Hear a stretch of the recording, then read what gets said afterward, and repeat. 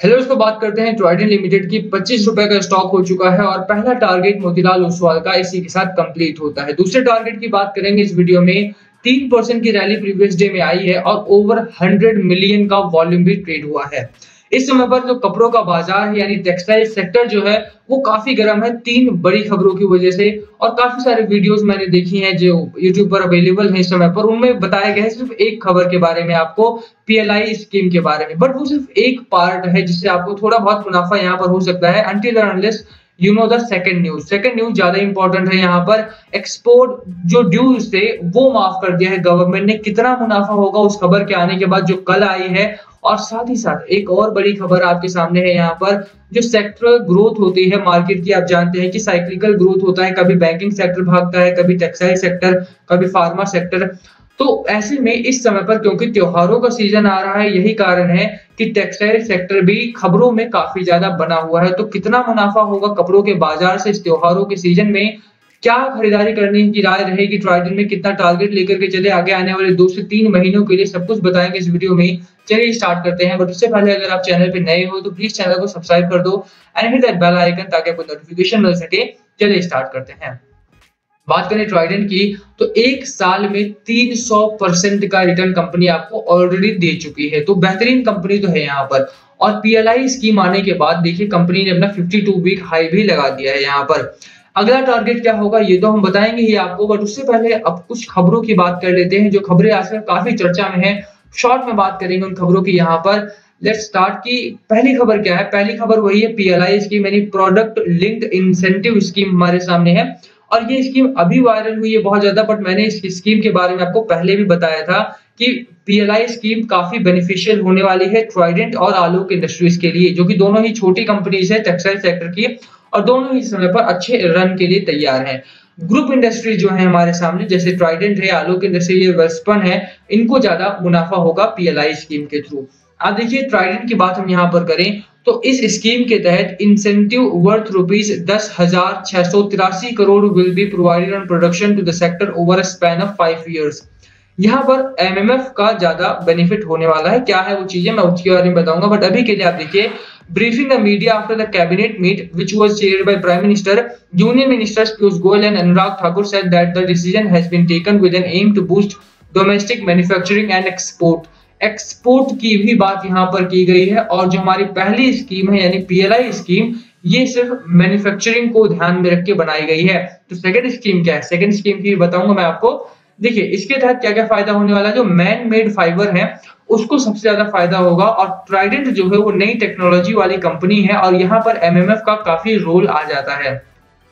अब देखिए natural fibre तो हमारे पास होते हैं बट उनकी जो डिमांड है वो भी कम है क्योंकि वो काफी महंगे होते हैं। बट जो मैन मेड फाइबर है हालांकि महंगे वो भी होते हैं बट उनकी डिमांड भी अच्छी है और कंपैरेटिवली वो कम पैसे में अवेलेबल हो जाते हैं। यही कारण है कि यहाँ पर उसकी मैन्युफैक्चरिंग के लिए ज्यादा पैसा आपको यहाँ पर दिया जाने वाला है।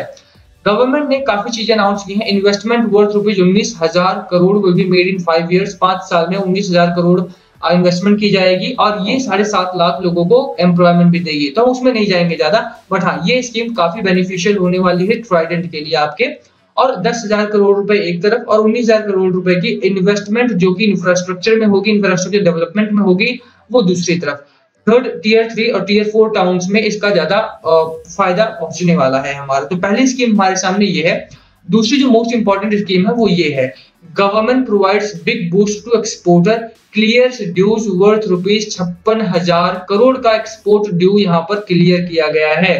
तो ये दूसरी बड़ी स्कीम है। आप देखिए कि ट्राइडेंट में अगर आप एनुअल रिपोर्ट देखेंगे तो due to increased cost company का जो नेट प्रॉफिट था वो कम हुआ है रिसेंट टाइम्स में। और यही कारण है कि कंपनी ने अच्छा रेवेन्यू अर्न किया था, उसके बावजूद भी जो नेट प्रॉफिट इन्होंने एनुअली अनाउंस किया इस बार का वो कंपैरेटिवली लास्ट ईयर से काफी कम देखने को मिलता है। 2 कारण रहे इसमें। पहला तो एक तो कॉस्ट बहुत ज्यादा बढ़ गया इस बार का, और दूसरा ये भी रहा क्योंकि कोरोना वायरस बहुत ज्यादा हार्म किया है, इसलिए भी ये थोड़ा सा कम देखने को मिलता है।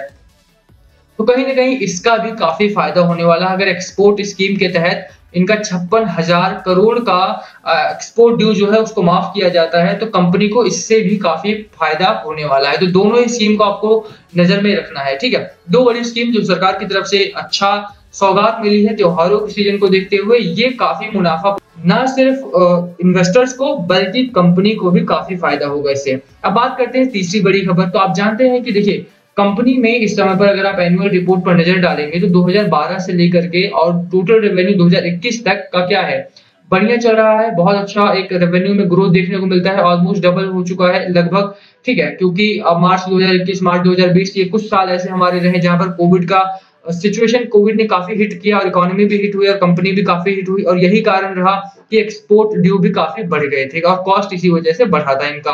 तो कहीं ना कहीं कंपनी ने पिछले 8 से 10 वर्षों में अच्छा ग्रोथ किया है और यही कारण है कि यहाँ पर बाइंग अपॉर्चुनिटी आपके सामने आ जाती है इस कंपनी में। कंपनी अच्छा चल रही है, ये अच्छी बात है। अभी फाइनेंशियल सिचुएशन बहुत अच्छी है। इस समय पर अगर आप चार्ट पैटर्न को भी देखेंगे तो चार्ट भी आपके काफी फेवर में है। टेक्निकल्स की बात करें अगर हम, तो टेक्निकल्स आपके काफी फेवर में है। मैकडी आप देखेंगे यहाँ पर तो फुली बुलिश जोन में, स्ट्रांगली बुलिश रन की ओर इशारा करता है कि मैकडी आपका स्ट्रांग बुल रन में है। आरएसआई आपका 81 हो चुका है, यानी ओवरबॉट जोन में है ऑलरेडी। ये 1 से 2 दिनों की करेक्शन है ना, ये अगेन अगले टारगेट के लिए निकलेगा। अगला टारगेट क्या है उसकी बात करेंगे हम यहाँ पर, बट टेक्निकल्स भी बहुत स्ट्रांग है और खरीदारी की सलाह आपको देते हैं टेक्निकल्स भी, ठीक है। अगर आप फंडामेंटल पर बात करें, फंडामेंटली कंपनी काफी स्ट्रांग है इस समय पर, फाइनेंशियल सिचुएशन काफी अच्छी है। दूसरी चीज आरओई की अगर आप बात करें, कुछ रेशियोज की अगर आप बात करते हैं तो 10% का आरओई है, यानी कि रिटर्न ऑन इक्विटी की अगर आप बात करते हैं तो 10% है। आरओसीई की बात करते हैं तो 10.2% है। स्टॉक का पीई 24 का है, यानी कि ग्रोथ पर्सपेक्टिव बहुत बेहतरीन है। 22 से लेकर के 30 के बीच में अगर स्टॉक पीई है तो वो बहुत एवरेज माना जाता है हालांकि, यानी कि ग्रोथ होने के चांसेस उसमें सबसे ज्यादा है इस समय पर। तो स्टॉक पीई भी बहुत आपके फेवर में है। यही कारण है कि स्टॉक में खरीदारी करने की सलाह अभी तक लोगों की तरफ से, ब्रोकरेज हाउसेस की तरफ से आपको आ रही है। लास्ट टारगेट जब मैंने 18 पे दिया था और वो कल के दिन में अचीव भी हुआ है आपका। अगला टारगेट क्या है वो भी बताएंगे हम आपको। बट टेक्निकल्स की बात की जाए, फंडामेंटल्स की बात की जाए, या खबरों की बात की जाए, या फिर सेक्टरल ग्रोथ की बात की जाए, यानी कि त्योहारों का सीजन आ रहा है, ऐसे में कपड़ों की डिमांड बहुत बढ़ने वाली है और सबसे ज्यादा जो फायदा होगा वो इन्वेस्टर्स को होगा और कंपनी को होगा। तो कंपनी तो आप बन नहीं सकते इतनी जल्दी, इन्वेस्टर आप बन सकते हैं और खरीदारी कीजिए और अच्छा मुनाफा कमाइए। त्योहारों में जो खर्च होने वाला है कम से कम आप उसको आसानी से इस सीजन में इस स्टॉक से निकाल सकते हैं, ठीक है।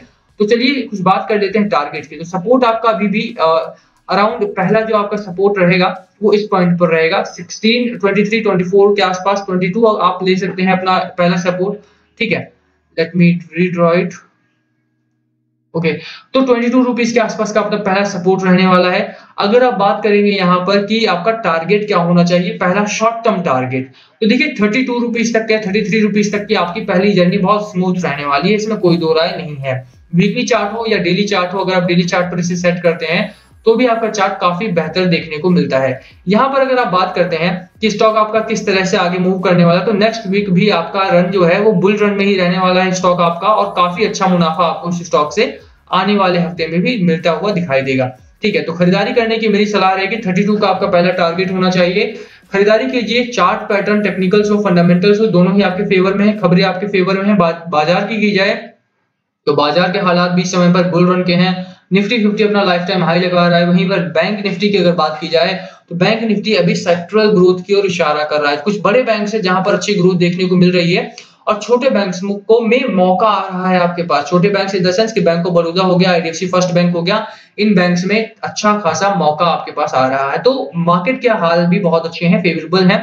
बात एफआईआई डीआईआई की जाए तो डीआईआई और एफआईआई दोनों ही तरफ से कल के दिन में खरीदारी हुई थी और अच्छा दिन रहा। मार्केट ने अच्छा परफॉर्म किया, ट्राइडेंट ने अच्छा परफॉर्म किया, 52 भी खाई लगाया। खरीदारी कीजिए। 32 का टारगेट, अगला टारगेट शॉर्ट टर्म का क्या होगा बताएंगे इस अगली वीडियो में। तब तक के लिए बने रहिए चैनल के साथ। वीडियो खत्म करते हैं। पसंद आई हो तो लाइक करना, चैनल पे नए हो तो सब्सक्राइब किए बिना मत जाना। Thank you for watching and yes please comment below अगर कुछ पूछना हो तो। Thank you.